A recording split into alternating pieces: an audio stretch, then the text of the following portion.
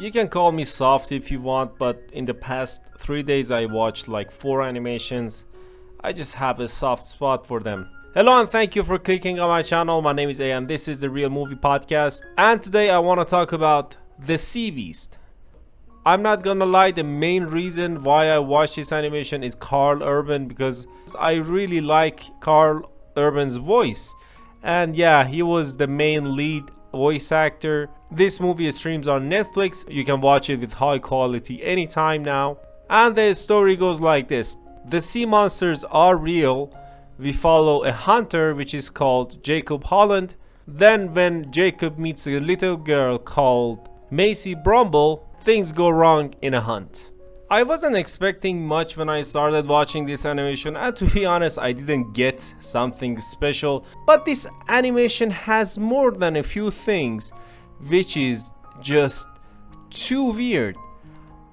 And I want to talk about the messages and the things that this animation transmits and talks about, which all are extremely vivid and you can see them and feel them.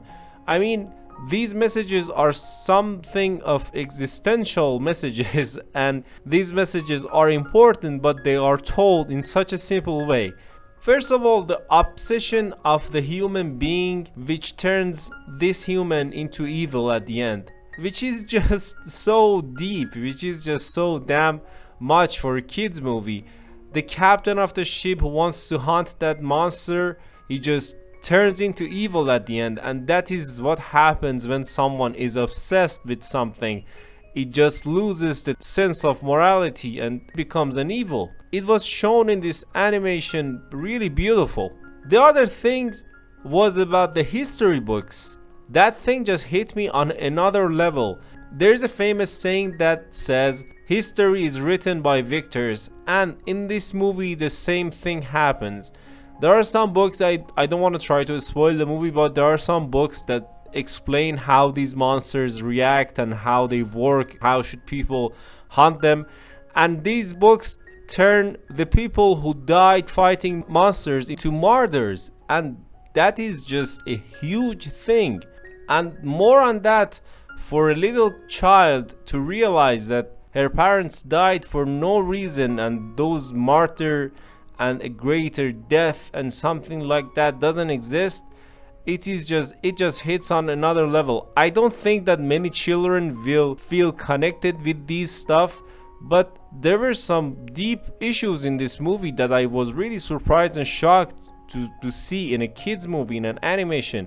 I was really, and again I have to say that these messages were so clear and loud. And the final message that I found a bit too much for children was about the people in power who are normally corrupt and they abuse the people that they are governing or ruling or whatever you want to call them. That was another message that I saw in this movie which was really clear. This is a movie, a pirate movie disguised as an animation movie. I don't think that many children will connect with this. As I said before, there are some cute monsters and we have a child protagonist. Other than that, I didn't find many elements for children in this movie. And there is literally a line in this animation that one of the main characters says to another, "Horrible things, children." So yeah, I mean, the message is clear. But the worst thing about this animation was animation's graphics. I talked about another animation called Luck, and I said, okay, this animation lacks, because the graphics are bad, the movie just becomes mediocre.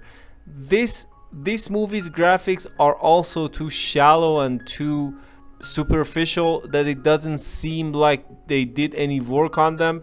I'm not trying to insult anybody, I'm not trying to become big by talking crap about movies, but the animation graphics, I don't know if I'm using the right term or not, but the graphics were too shallow and superficial. I did not enjoy the graphics, and because of these graphics, the monsters became really unlikable, and the main characters as well, especially Jacob. I mean, I couldn't even connect with them. I didn't like them at all.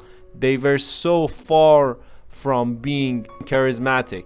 And in overall, the character design, as I said, except for Macy, which was really cool, all of the character designs were so simple and shallow. I don't know why, especially the monsters, because there are some creatures, there are some beasts. I mean, when you have some beasts in your animation and movie, your hands are not tied, you can do whatever you want.